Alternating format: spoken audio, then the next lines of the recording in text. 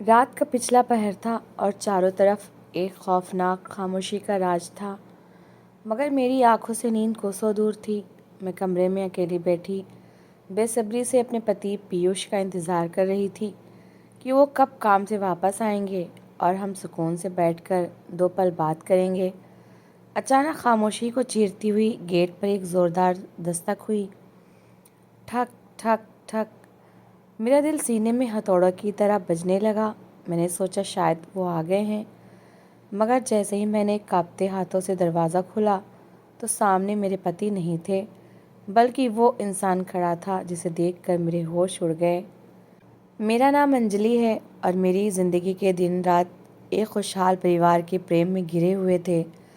मगर उस दिन जैसे ही आसमान पर काली घटाएं छाईं तो मेरी सास ने रसोई से मुझे आवाज़ दी कि अंजलि बेटा, जल्दी से ऊपर छत पर जाओ और सारे कपड़े उतार लाओ, क्योंकि मुझे लगता है कि बहुत बुरी आंधी आने वाली है और मौसम का हाल कुछ ठीक नहीं। मैं उस समय अपने मोबाइल में मगन थी, लेकिन जैसे ही उनकी पुकार मेरे कानों में पड़ी, मैंने फ़ौरन अपना फ़ोन एक तरफ रखा और बाहर की तरफ दौड़ पड़ी। जैसे ही मैंने आंगन में कदम रखा तो चारों तरफ मिट्टी की एक अजीब सी तेज़ गंध फैली हुई थी, जिसकी वजह से मेरा दम घुटने लगा और मुझे मिट्टी से एलर्जी की वजह से ज़ोरदार खांसी शुरू हो गई। मेरी सास ने जब मेरी ये हालत देखी तो वो परेशान होकर कहने लगी कि बेटा, तुम्हारी तबीयत ख़राब हो रही है, तुम अंदर कमरे में चली जाओ, मैं खुद ही हिम्मत करके ऊपर चली जाती हूँ। हालांकि आज मेरे घुटनों का दर्द बहुत ज़्यादा है। अच्छा बेटा, तुम ऐसा करो कि अपने चेहरे को पल्लू से अच्छी तरह ढाँप लो, क्योंकि मैं सीढ़ियाँ नहीं चढ़ सकती, तुम तो जानती ही हो। मैंने उनकी तकलीफ़ का सोचकर फ़ौरन कहा, माँ जी, आप बिल्कुल भी परेशान ना हो, मैं चली जाऊंगी। और फिर मैंने जल्दी से अपने मुंह पर कपड़ा लपेटा और सीढ़ियाँ चढ़ते हुए छत पर जा पहुंची, जहां तारों पर फैले ढेरों कपड़े तेज़ हवा में लहरा रहे थे। मैंने जल्दी जल्दी सारे कपड़े बाल्टी में डाले और उन्हें उठाकर नीचे ले आई। अभी थोड़ी देर पहले ही तो मैंने ये सब धोए थे, मगर आंधी की मिट्टी ने सारे कपड़े ख़राब कर दिए थे और अब इन्हें दोबारा धोने की नौबत आ चुकी थी। मैंने कपड़ों की दोनों बाल्टियां स्नान घर में रखीं और सीधे अपने कमरे की तरफ भागी, क्योंकि मिट्टी और तेज़ी से सीढ़ियां चढ़ने की वजह से मेरी सांस पूरी तरह फूल रही थी। मैंने कमरे में जाते ही सारी खिड़कियां और दरवाजे मजबूती से बंद कर दिए, पर्दे गिराए और सुकून से बेड पर बैठकर दोबारा अपना मोबाइल चलाने लगी, ताकि अपनी सांसें सामान्य कर सकूं। मेरी ज़िंदगी में कोई बड़ी हलचल नहीं थी, बल्कि मैं एक पारंपरिक और सादा ज़िंदगी गुजार रही थी, जहां मेरे पति की इलेक्ट्रॉनिक्स की अपनी दुकान थी और मेरे ससुर मुझे अपनी सगी बेटियों की तरह मान और इज्जत दिया करते थे। मेरी सास का व्यवहार मेरे साथ इतना ममतामयी था कि मुझे कभी ये एहसास ही नहीं हुआ कि मैं अपने ससुराल में हूँ, बल्कि हम दोनों सास बहू दोपहर के समय साथ बैठकर टीवी पर सीरियल देखती थीं और गर्मा गर्म चाय के कप का आनंद लेती थीं, जो हमारी इस छोटी सी खुशहाल फैमिली की एक खूबसूरत परंपरा बन चुकी थी। और मैं इस घर में बहुत संतुष्ट और खुश थी। मेरी उम्र उस वक्त 22 बरस थी, जब मेरी ज़िंदगी का एक नया सफ़र शुरू हुआ। मैं अपने मायके में सबसे बड़ी थी और मुझसे छोटे सिर्फ एक बहन और एक भाई थे, जिनकी पूरी जिम्मेदारी मुझ पर ही थी। मेरे पिता एक निजी बैंक में सुरक्षा अधिकारी थे और मेरी माँ एक सरकारी अस्पताल में नर्स थीं। उन दोनों के काम की प्रकृति ऐसी थी कि वो अक्सर घर से बाहर रहते थे। ऐसे में घर की पूरी जिम्मेदारी मेरे नाजुक कंधों पर आ पड़ी थी। मैं ही अपने छोटे भाई बहनों के लिए माँ की ममता और पिता का साया बनी हुई थी। उन्हें समय पर खाना खिलाना, तैयार करके स्कूल भेजना और वापसी पर उनकी पढ़ाई का ख्याल रखना मेरी ज़िंदगी का एकमात्र मकसद बन चुका था। मेरी शादी ख़ानदान से बाहर तय हुई। मेरे ससुर पंडित दीनानाथ जी मेरे पिता के पुराने और जिगरी दोस्त थे। बस एक दिन दोनों बैठे पुरानी यादें ताज़ा कर रहे थे कि बातों ही बातों में उन्होंने हम दोनों का रिश्ता तय कर दिया। हमें भी कोई एतराज़ न था, क्योंकि हम अपने माता पिता की खुशी को ही अपनी मंजिल समझते थे। यूँ एक साल सगाई के बंधन में बंधे रहने के बाद मैं ब्याह कर पिया घर आ गई। शादी के बाद हालात बिल्कुल बदल गए। मेरा मायका बहुत दूर था, इसलिए मैं अक्सर वहाँ ना जा पाती। महीने में सिर्फ एक बार ही वहाँ जाने का मौका मिलता। मगर मेरी सास शांति देवी को मेरी ऐसी आदत हो गई थी कि वो मेरे पीछे से बार बार फ़ोन करके यही पूछती रहती कि अंजलि बेटा, तुम कब वापस आओगी। सारा दिन हम सास बहू एक साए की तरह साथ रहते थे। मेरी सास मेरे लिए ईश्वर का ख़ास उपहार थी। उनका एक ही बेटा और दो बेटियां थीं जो ब्याह कर अपने घरों की हो चुकी थीं। उनके छोटे छोटे बच्चे थे जिनकी पढ़ाई और घर की जिम्मेदारियों की वजह से वो अपने मायके बहुत कम आ पातीं। माँ अक्सर अपनी खुशियाँ संतान की खातिर कुर्बान कर देती हैं और वो भी यही कर रही थीं। मैं अपने ससुराल में सबकी चहेती बन चुकी थी। मुझे सिलाई कढ़ाई, खाना पकाने और मेहंदी लगाने का ऐसा हुनर आता था कि ख़ानदान की हर शादी में मेरी ही ज़रूरत पड़ती। यहाँ तक कि अगर कभी ब्यूटी पार्लर वाली ना आती तो मैं ही दुल्हन को सजाकर उसे और सुंदर बना दिया करती थी। यही वजह थी कि मेरी सास को मुझ पर जितना गर्व था कि वो शब्दों से परे है। जब उनकी सहेलियाँ बैठकर अपनी बहुओं की शिकायतें और बुराइयां करतीं तो मेरी सास खामोशी से मुस्कुराती और मन ही मन अपनी किस्मत पर खुश होती कि भगवान ने उन्हें मुझ जैसी सुलझी हुई बहू दी है। ज़िंदगी के दिन बड़े सुकून और इत्मीनान से गुजर रहे थे। घर के कामों से खाली होकर मैं पूरा टाइम अपनी सास के पास बैठती और अगर कभी मेरे पति दुकान से जल्दी आ जाते तो हम बाहर घूमने निकल जाते। मुझे कोई परेशानी नहीं थी, कोई दुख नहीं था। मगर फिर ज़िंदगी ने एक ऐसी करवट ली जिसका मैंने कभी सोचा भी ना था। मेरी नंद के यहाँ बेटी का जन्म हुआ और ममता की पुकार पर मेरी सास को मजबूरी में कुछ दिनों के लिए अपनी बेटी के घर जाना पड़ा। उनका यूं घर से जाना मेरे लिए एक उदासी का संदेश बन गया। मेरी ज़िंदगी का वो खूबसूरत सफ़र अब एक ऐसे मोड़ पर आ खड़ा हुआ था जहाँ से खौफ की परछाइयाँ दिखने लगी थीं। मेरी सास के जाते ही पूरे घर में एक सन्नाटा छा गया था और मैं ख़ुद को बिल्कुल अकेला महसूस करने लगी थी। एक रात जब घड़ी ने 9 बजाए तो मेरे दिल की धड़कनें तेज़ होने लगीं, क्योंकि उस वक्त तक न मेरे पति घर आए और न ही ससुर जी का कुछ पता था। दुकान पर काम की अधिकता की वजह से उन्होंने पहले ही कह दिया था कि आज वापसी में देर हो जाएगी। मैंने डर के मारे घर के सारे कमरों को अच्छी तरह लॉक लगाया और अपने कमरे में आकर बैठ गई।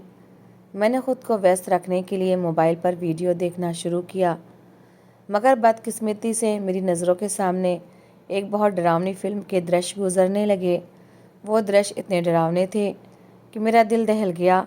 मैंने फ़ौरन मोबाइल बंद किया और कंबल ओढ़कर सोने की कोशिश करने लगी, मगर वो डरावनी शक्लें मेरी आंखों के सामने घूम रही थीं। बाहर तेज़ हवा चल रही थी और खिड़कियों से टकराती हवा की साएं साएं मेरे डर को और बढ़ा रही थीं।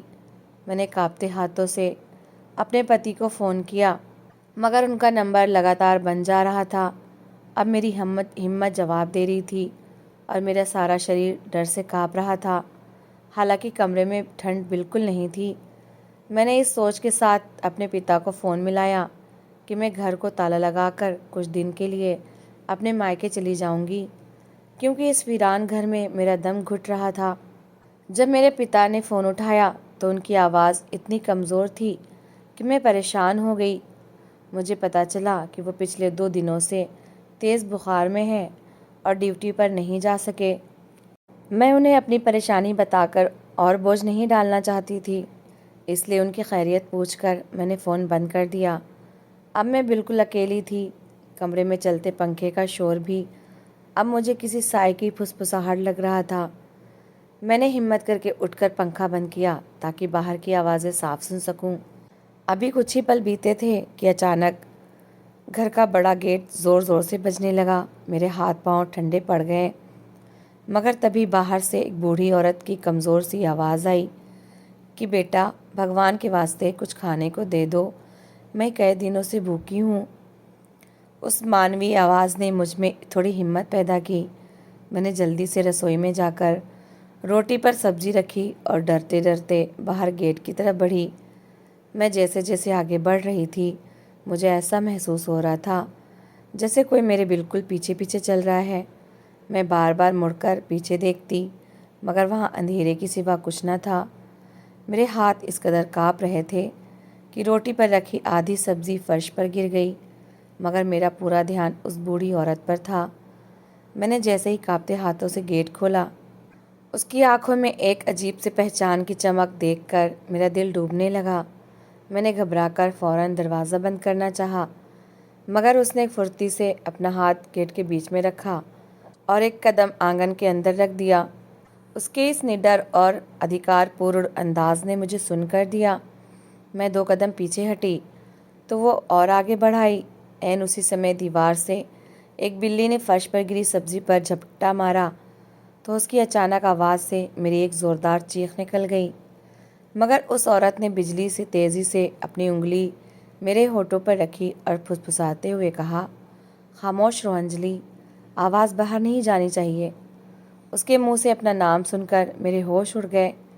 मैंने तो उसे कभी नहीं देखा भी नहीं था, फिर उसे मेरा नाम कैसे मालूम था?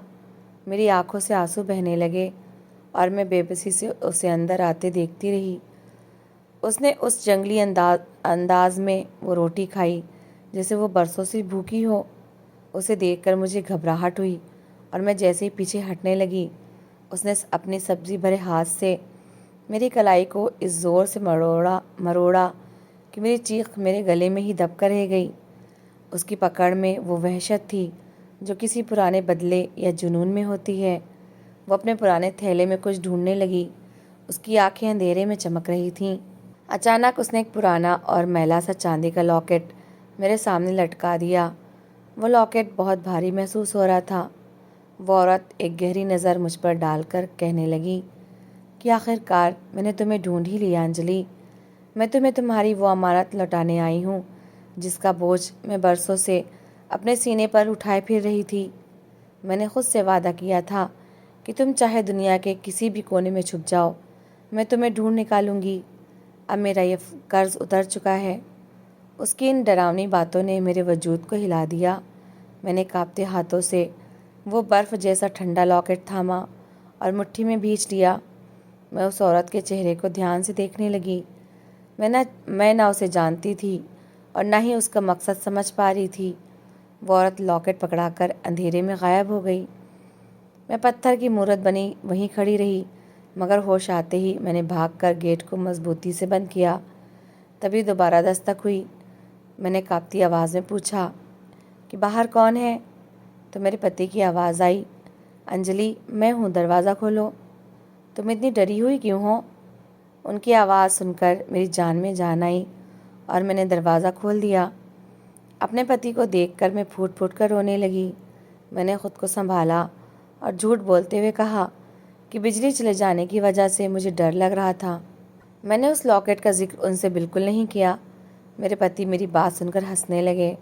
उनकी हंसी देखकर मैंने भी मुस्कुराने की कोशिश की। उनके लिए मजाक था, पर मेरे लिए भयानक हकीकत। मैंने किचन में खाना गर्म किया, उन्होंने खाया और सो गए, जबकि मेरी आंखों से नींद कोसों दूर थी। वो चांदी का लॉकेट अब भी मेरी मुट्ठी में था और मैंने मोबाइल की रोशनी में उसे खोलने की कोशिश की, पर वो नहीं खुला। मैं नाखूनों से उसे दबाती रही, जिससे उंगलियां दुखने लगी। तभी मेरे पति की आँख खुल गई और उन्होंने मुझे मोबाइल रखकर सोने को कहा। मैंने लॉकेट को गद्दे के नीचे छुपा दिया। पति सो गए, पर मेरा पूरा वजूद उस लॉकेट में जकड़ा हुआ था। मेरे मन में बस वो औरत और लॉकेट घूम रहे थे। सुबह के समय जाकर मेरी आँख लगी थी कि पति ने नाश्ते के लिए जगा दिया। मैंने नाश्ता तैयार किया। मैंने ससुर जी के बारे में पूछा तो पति ने बताया कि वो अपनी बेटी के ही घर रुक गए हैं। पति ने कहा कि वो आज रात घर नहीं आएंगे क्योंकि दोस्त का एक्सीडेंट हुआ है और अस्पताल में रुकना होगा, इसलिए वो मुझे मेरे मायके छोड़ देते हैं। मैं पिता की सेवा के लिए जाना चाहती थी, पर लॉकेट का डर सवार था। हड़बड़ाहट में मैं वो लॉकेट और अपना मोबाइल घर पर ही भूल गई। पति ने कहा कि एक दिन मोबाइल नहीं रहेगा तो कोई क़यामत नहीं आएगी। सारा दिन मायके में मेरा ध्यान उसी लॉकेट पर रहा। मुझे डर था कि कहीं कोई उसे देख ना ले। आखिर मुझसे रहा ना गया और मैंने पिता से वापस घर ले जाने की ज़िद की। पिता बीमार थे, फिर भी मुझे लेकर घर गए। मैंने कमरे में जाकर फ़ौरन वो लॉकेट और मोबाइल उठाया और वापस मायके आ गई। कमरे में पहुंचकर मैंने दरवाज़ा बंद किया। अब मुझे हर हाल में उस लॉकेट का सच जाना था। मोबाइल की मध्यम रोशनी में जब मैंने पूरी ताकत लगाकर उसे खोला तो मैं स्तब्ध रह गई। उस लॉकेट के अंदर मेरी बचपन की एक धुंधली सी फ़ोटो थी और उसके साथ ही एक कागज़ की पर्ची पर एक पता लिखा था। अगली सुबह मैं उस पते पर पहुंची। वहाँ वो औरत मौजूद थी जो असल में कचरा चुनने वाली थी। उसने मुझे देखते ही कहा, बेटी, मैं तुम्हें 22 सालों से ढूंढ रही हूँ। 22 साल पहले एक सर्द रात में जब मैं अस्पताल के बाहर कूड़े के ढेर से कचरा चुन रही थी तो मेरी नज़र एक कपड़े में लिपटी बच्ची पर पड़ी जो तुम थी। तुम्हारे गले में चांदी का लॉकेट था। तभी तुम्हारे ये पिता वहाँ से गुजरे जो बैंक की ड्यूटी से लौट रहे थे। उन्होंने जब तुम्हें देखा तो वह तड़प उठे क्योंकि वो संतान के लिए तरस रहे थे। उन्होंने मुझसे मिन्नत की कि ये बच्ची मुझे दे दो। ये लॉकेट तुम्हारे गले से टूटकर वहीं गिर गया था जो मैंने रख लिया था ताकि तुम्हें तुम्हारी असल हकीकत बता सकूं। मैं साकित खड़ी उसकी बातें सुनती रही। वो इंसान जिसे मैंने उम्र भर अपना सगा पिता माना, वो मेरा मसीहा तो था पर सगा खून नहीं। मुझे समझ नहीं आ रहा था कि शोक मनाऊं या उस पिता के प्यार पर गर्व करूं। मैं बोझिल कदमों से वापस घर आई। हर कदम पर मेरा दिल धक धक कर रहा था। मुझे लग रहा था जैसे दीवारें मुझ पर हंस रही हैं। घर पहुंचकर मैंने देखा पिता हमेशा की तरह पूजा के आसन पर बैठे थे। उनके चेहरे को देखकर मेरा कलेजा मुंह को आया।